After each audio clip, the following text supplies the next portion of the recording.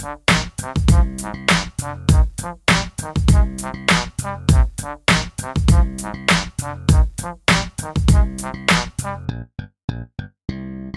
I teased in the other video, this is the Dynasty Warriors retrospective on spin-offs. The first of which was Samurai Warriors in 2004. It's the same gameplay, but instead of Chinese history, this one is about Japanese history. And because of that, I prefer this spin-off more than Dynasty Warriors. There hasn't been as many Samurai Warriors as there has been Dynasty Warriors, but there's a lot of spin-offs for this one too, which I should do in another retrospective just on Samurai Warriors. So there's a little teaser for ya. After that, in 2007, we were introduced to Dynasty Warriors Gundam, of which there has been 4, but 3, as you're looking at right now, is my favorite. It has an awesome cast of characters and mobile suits, and if you've been watching my videos for a long time, you know, T loves him some cell shading. In that same year, we were introduced to Warriors Orochi, which combine the two universes of Dynasty Warriors and Samurai Warriors, a novel crossover, but one that I thought was pretty cool. There's only been 3 of these games, and this one is a port from the 2012 original debut, so it has been quite a while since we saw this spin-off come around again. Next we have Bladestorm.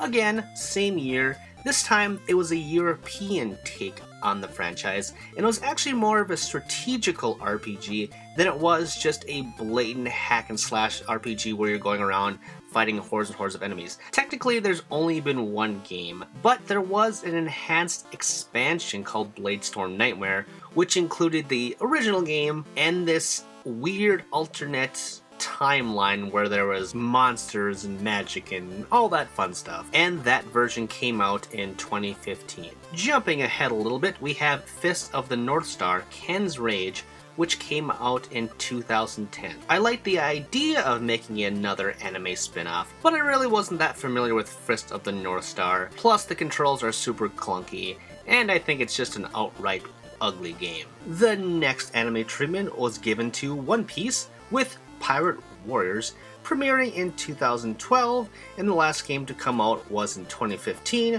which was the 3rd game of which you are seeing now. The first game is a little rough. It tries to introduce a lot of new mechanics for the series, like platforming. The second one was better, but I think the third one, just a perfect blend of what makes One Piece amazing, as well as Dynasty Warriors. And now we have a first for Dynasty Warriors, getting into the video game adaptation department. First with Zelda with Hyrule Warriors, which premiered in 2014. Again, for the most part, it's a hack and slash RPG with a bunch of heroes from that universe, a lot of unique characters they made for this game specifics, but this one had a lot of Zelda things within, like sub-weapons, bombs to blow up doors for example, and gigantic boss battles. It makes the Zelda universe a little ugly, but it's pretty fun. Another video game franchise, Dragon Quest, was also given a spin-off with Dragon Quest Heroes The World Trees Woe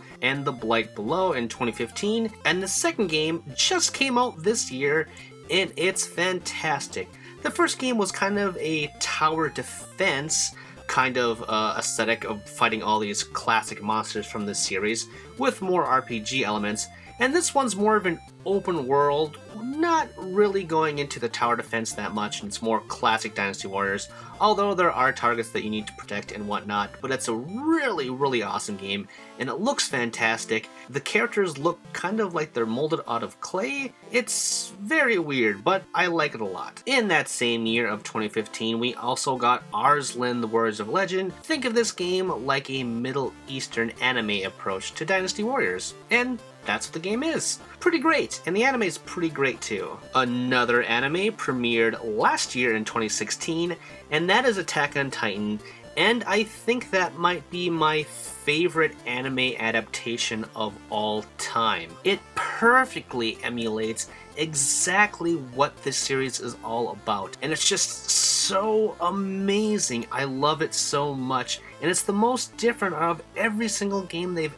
ever created in terms of Dynasty Warriors-esque spin-offs. Lastly, we have Berserk in the Band of the Hawk, which is based off the Berserk anime, which also came out this year in 2017. And like Fist of the North Star, I don't have that much nostalgia for this series, but even if I did like the series, it's just not that good of a game. It is very, very clunky. And that catches us up to the present. Coming out soon, we have All Stars Warriors, which is all of the Tecmo and Koei characters coming together in a Dynasty Warriors-like explosion. That looks pretty great, and there's also Fire Emblem Warriors coming for the 3DS and Nintendo Switch later this year. If you want something to play before that, again, I cannot talk enough about Attack on Titan. Other than that, pick a property you like your favorite anime or your favorite video game, and just go hog wild. Again, they're all pretty good, except for Berserk and Fist of the North Star. Otherwise, you'll have a good time. And that's it. Thank you for joining me. Did you know that was a Reaction Examiner video? If you liked it, you should subscribe to me to keep up with everything that I'm doing. Also, if you have some other interests, like sex for example, check out Spinoffs, which is a comedy sex podcast thing wherein my best friend and I check out the weird and abnormal and the erotic. And of course, you should support me on Patreon because, hey, I want to make the channel better and I want your help to do so. Plus, if you want to check out my writing, check out Game Jerk, where I have archives and new stuff for all projects, okay? You can find all the stuff and more in the description with the links below. Thanks for watching, and I will see you all next time.